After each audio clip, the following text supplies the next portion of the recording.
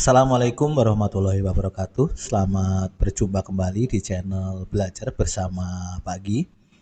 Pada kesempatan kali ini saya akan menjelaskan tentang e-raport kurikulum Merdeka untuk tingkat SMA. Silakan Bapak dan Ibu masuk dengan user dan password yang sudah diberikan oleh admin sekolahnya. Selanjutnya, setelah Bapak dan Ibu berhasil login, silakan pilih sekolah tempat Bapak Ibu guru mengajar. Berikut ini adalah tampilan dari dashboard e-rapor kurikulum Merdeka tingkat SMA. Langkah pertama dalam mengisi e-rapor ini, Bapak dan Ibu guru harus menentukan dulu tujuan pembelajarannya. Jadi membuat tujuan pembelajaran. Nah, di sini ada dua kelompok pelajaran di tingkat SMA ya. Ada kelompok pelajaran IPA, kelompok pelajaran IPS. Nah, untuk kelompok pelajaran IPA yang terdiri dari fisika, biologi, dan kimia. Kemudian untuk yang IPS terdiri dari pelajaran sosiologi, ekonomi, sejarah, dan geografi. Maka Bapak dan Ibu guru harus berdiskusi atau berkoordinasi dulu untuk menentukan tujuan pembelajaran masing-masing pelajaran yang akan dimasukkan ke dalam e-rapor. Karena nanti untuk pelajaran fisika, biologi, dan kimia ini nilainya adalah gabungan dari ketiga pelajaran tersebut. Demikian juga untuk pelajaran IPS. Untuk pelajaran IPS ini adalah gabungan atau rata-rata dari nilai sosiologi, geografi, sejarah, dan ekonomi. Nah, begitu ya. Nah, sebagai contoh di sini saya akan buatkan rumusan tujuan pembelajaran untuk mata pelajaran IPA yang terdiri dari fisika, biologi, kimia. Jadi Bapak Ibu guru yang mengajar fisika, biologi, dan kimia membuat dulu rumusan tujuan pembelajarannya. Sebagai contoh di sini fisika ini ada dua rumusan tujuan pembelajaran, biologi ada dua rumusan tujuan pembelajaran, sedangkan kimia ada 4. Jadi pada semester ganjil ini untuk mata pelajaran IPA ini ada 8 tujuan pembelajaran. Kemudian ketentuan untuk menentukan rumusan tujuan pembelajaran yaitu terdiri dari kata kerja operasional dan materinya saja. Contohnya misalnya mendeskripsikan gejala alam dalam cakupan kerja ilmiah, menerapkan konsep angka penting dalam pengukuran, dan seterusnya. Nah, di sini diawali dengan huruf kecil dan tanpa titik. Ya, sekali lagi di sini menggunakan huruf kecil semua tanpa titik. Kemudian ketentuan yang kedua bahwa jumlah karakternya maksimum 100 karakter. Lalu untuk memudahkan menghitung jumlah karakter, saya menyarankan Bapak dan Ibu membuat rumusan tujuan pembelajaran ini menggunakan Microsoft Word. Karena di Microsoft Word ini ada tools yang dapat digunakan untuk menghitung jumlah karakter ya. Contohnya misalnya untuk fisika, ini TP yang pertama berapa karakternya? Caranya gampang, kita blok aja dulu di sini. Kemudian setelah diblok, klik menu review di Microsoft Word yang bagian atas. Kemudian pindah ke bagian kiri, di sini ada word count, biasanya ada angka 1 2 3 di sini Bapak Ibu ya. Kalau kita klik, maka di sini menunjukkan keterangan di sini ada karakter with space, artinya karakter dengan spasi jumlahnya 57, artinya karakternya tidak lebih dari 100, masih kurang dari 100, jadi memenuhi ya. Contoh yang kedua misalnya untuk pelajaran atau TP kimia nih yang agak panjang. Nah, ini yang pertama ini kira-kira ada berapa karakter ini kita blok saja. Seperti ini. Nah, kemudian klik review di sini, pilih word count. Nah, di sini ada keterangan karakternya hanya 90. Jadi masih bisa. Jika karakternya melebihi, Bapak dan Ibu harus mengurangi jumlah katanya. Oke. Selanjutnya untuk memasukkan rumusan tujuan pembelajaran ini ke dalam e-rapor, jika Bapak dan Ibu mengalami kesulitan karena ini nanti harus dibuatkan akun khusus ya, akun pelajaran IPA, akun khusus yang fungsinya untuk mengisi nilai gabungan ya. Jadi nilai rata-rata dari gabungan pelajaran fisika, biologi, kimia jika IPA ya. Jadi nanti ada akun dan di antara Bapak dan Ibu ini mungkin nanti akan ditunjuk oleh admin sekolah sebagai admin mata pelajaran IPA gitu ya. Jadi Bapak Ibu guru jika nanti menemui kesulitan dalam mengentry tujuan pembelajaran ini, silakan minta bantuan ke admin sekolah.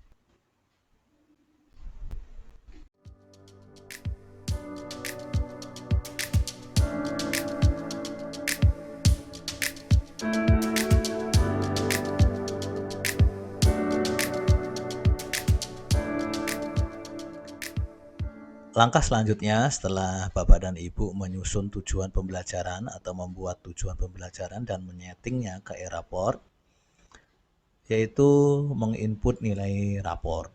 Tetapi sebelum menginput nilai raport, maka Bapak dan Ibu harus mengolah nilainya terlebih dahulu ke dalam format Excel seperti ini. Ini adalah contoh format pengolahan nilai raport kelas 10 mata pelajaran kimia, di mana saya melakukan penilaian kimia yaitu 4 kali, melakukan sumatif 4 kali. Kemudian ini adalah nilai sumatif ya, nilai sumatif dari sekolah PAS, penilaian akhir semester kemarin. Dan di sini adalah nilai akhirnya. Nilai akhir ini adalah nilai yang nanti dimasukkan ke dalam e-raport ya. Nah, di mana nilai akhir ini tergantung dari sekolah Bapak dan Ibu. Kalau di sekolah kami nilai akhir ini adalah 70%-nya dari nilai sumatif ditambah 30% dari sumatif sekolah. Jadi 70% ulangan harian. Kemudian yang 30%-nya dari nilai sumatif sekolah. Nah, tergantung dari kesepakatan di sekolah Bapak dan Ibu bagaimana cara menentukan nilai akhir tiap-tiap pelajaran nanti. Nah, kemudian kimia adalah salah satu pelajaran IPA. Jadi nanti untuk mata pelajaran IPA seperti fisika, biologi, dan kimia nanti ada penggabungan nilai ya. Jadi nanti di samping harus membuat format seperti ini, nanti ada format lagi untuk menggabung nilai mata pelajaran IPA. Demikian juga untuk mata pelajaran IPS seperti pelajaran sosiologi, ekonomi, sejarah, dan geografi itu harus digabung menjadi nilai pelajaran IPS begitu ya. Nah, nanti akan saya jelaskan selanjutnya. Kemudian untuk contoh format ini nanti kalau Bapak Ibu ingin menggunakan bisa di-download di bagian deskripsi video.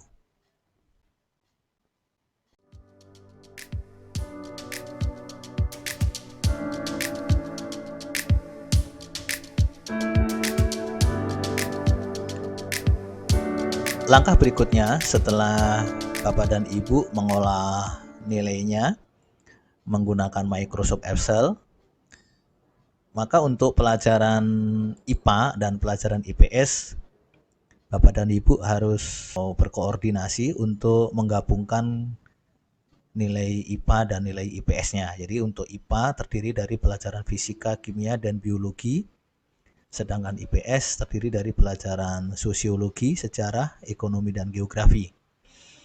Nah, nanti dari admin sekolah atau dari kurikulum biasanya menyiapkan format dalam bentuk Microsoft Excel untuk Bapak dan Ibu isi untuk menggabungkan ketiga nilai IPA yaitu fisika, kimia, biologi. Nah, jadi nanti Bapak dan Ibu nilai yang sudah diolah tadi, satu nilai tadi dimasukkan ke kolom ini. Kolom ini, kemudian untuk nilai kimianya juga, demikian juga untuk nilai biologinya. Nah, kemudian hasil pengolahan ketiga nilai ini bisa kita lihat di bagian kesimpulan di sini ya. Nah, di sini nilai akhir IPA. Kemudian nilai akhir ini adalah nilai yang akan di entry ke dalam nilai IPA di Erapor ya. Jadi nanti ada apa namanya bagian untuk mengentry nilai IPA. Nanti dibantu oleh admin sekolah untuk menyeting bagaimana untuk memasukkan nilai IPA ini. Kemudian di format ini ada kolom nilai maksimum, kolom nilai minimum, kemudian kolom optimal dan kolom minimum. Nah, kolom nilai maksimum ini digunakan untuk menentukan deskripsi dari nilai siswa ini. Misalnya siswa yang pertama, Ahmad ini mendapatkan nilai 79. Nah, pada deskripsi rapotnya nanti nilai optimalnya atau nilai maksimumnya itu di pelajaran kimia. Jadi nanti 79 ini memberikan deskripsi bahwa Ahmad mencapai nilai optimal pada pelajaran kimia dan belum optimal pada pelajaran fisika. Nah, kemudian batas-batas nilai optimal ini ditentukan berdasarkan kesepakatan di sekolah Bapak dan Ibu. Nah, kalau di sini dalam contoh ini nilai optimalnya yaitu 80 ke atas ya. Jadi kalau misalnya siswa mencapai nilai 80 ke atas, nah ini nih bisa dikategorikan sebagai nilai optimal. Sedangkan misalnya di sini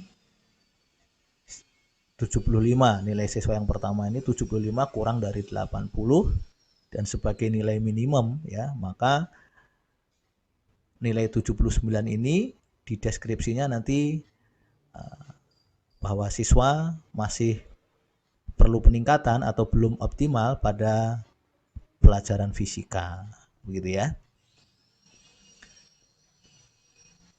Nah, di sini ada keterangan bahwa optimal itu adalah untuk menentukan tujuan pembelajaran yang diukur dan tercapai dengan nilai optimal. Sedangkan minimum adalah untuk menentukan tujuan pembelajaran yang diukur dan masih perlu peningkatan. Jadi di sini nilai 79, nilai IPA dari Ahmad ini memberikan informasi bahwa nilai 79 IPA itu optimal pada pelajaran kimia dan masih perlu peningkatan pada pelajaran fisika. Contoh berikutnya misalnya pada siswa nomor 3, nilai akhirnya 88, kemudian nilai maksimumnya 89. Artinya bahwa siswa ini nilai optimumnya adalah pada pelajaran biologi.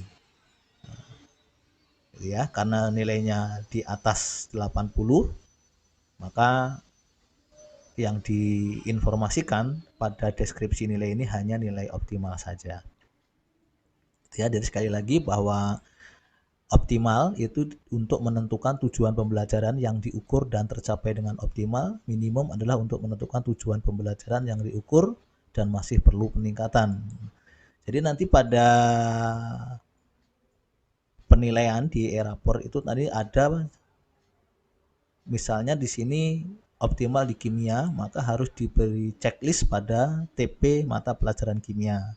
Sedangkan untuk minimumnya ada di fisika, maka nanti di deskripsi diberi tanda checklist pada nilai minimum yaitu pada pelajaran fisika. Jadi nanti di e-raport ada deskripsi yang harus Bapak Ibu checklist. Makanya di sini saya menyarankan pengisian e-raportnya secara manual aja. Jadi supaya tidak 2 kali kerja. Jadi setelah mengentry nilai akhir, nanti Bapak Ibu harus melihat di sini optimalnya di mana, minimumnya di mana. Jadi kalau optimalnya di kimia, maka pada bagian optimal harus diberi checklist pada tujuan pembelajaran kimia, sedangkan minimumnya di fisika maka harus memberi tanda checklist pada tujuan pelajaran fisika ini. Nah, supaya lebih jelas, berikut ini adalah contoh pengisian di e-raportnya.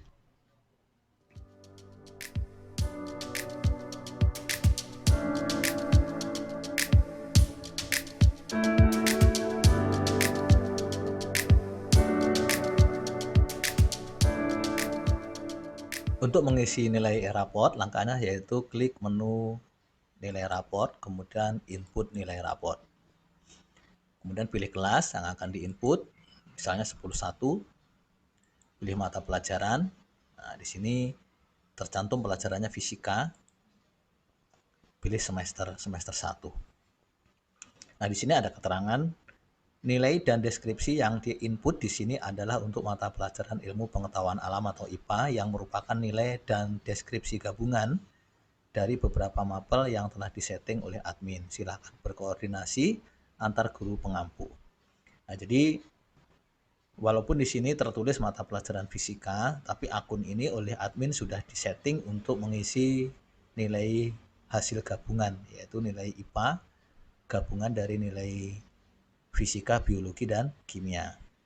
Nah, sebagai contoh, saya akan memasukkan nilai yang sudah diolah. Nah, ini adalah nilai yang sudah diolah tadi. Misalkan saya mau mengentri nilai siswa nomor 1 yaitu Ahmad Dwi Cahyo. Nilai akhirnya 79. Maka yang dientri di raport adalah nilai ini. 79 dientri di sini 79. Kemudian setelah itu memilih deskripsi, diberi checklist. Nah, di sini ada keterangan bahwa Ahmad Dwi Cahyo nilai optimalnya ada pada pelajaran kimia. Maka di sini di deskripsi ini adalah di checklist pada tujuan pembelajaran mata pelajaran kimia, di mana TP mata pelajaran kimia itu ada 4 ya. Jadi checklist semua. Ini untuk nilai yang optimal. Kemudian Ahmad ini mendapatkan nilai minimum pada pelajaran fisika. Maka di bagian deskripsi sebelah kanan adalah tujuan pembelajaran yang diukur dan perlu peningkatan. Ini pada di checklist pada tujuan pembelajaran mata pelajaran fisika. Di sini dipilih. Ya. Demikian juga misalnya untuk siswa nomor 3 ya, siswa nomor 3 misalnya nilainya adalah 88 ya, nilai rapotnya nilai akhirnya 88, maka di entry di sini 88. Nah, kemudian nilai optimumnya siswa ini adalah pada pelajaran biologi, maka di bagian deskripsi yang di checklist adalah tujuan pembelajaran mata pelajaran biologi, yaitu menganalisa struktur cara hidup reproduksi, kemudian mengidentifikasi keanekaragaman hayati. Nah, ini adalah tujuan pembelajaran dari mata pelajaran biologi pada bagian nilai yang optimumnya. Kemudian nilai minimum untuk siswa ini, nilai minimumnya tidak ada, maka ya tidak usah dikasih checklist di sini, dikosongin saja ya. Jadi untuk siswa yang nomor 3 ini yang diberi checklist hanya nilai optimum karena siswa ini tidak memiliki nilai minimum ya. Demikian seterusnya. Jadi nanti acuannya Bapak Ibu adalah hasil pengolahan nilai yang sudah dibuat tadi. Jadi ini di print, nanti Bapak Ibu silakan di input di sini secara manual. Selanjutnya setelah Bapak dan Ibu selesai menginput nilai siswa dan memberikan checklist pada deskripsinya, jangan lupa di bagian paling bawah ini klik simpan data. Nah, seperti ini. Oke, berhasil menyimpan 36 data nilai rapor dan 36 data deskripsi. Demikian tadi Bapak dan Ibu guru tutorial singkat tentang cara pengisian e-raport pada kurikulum Merdeka tingkat SMA.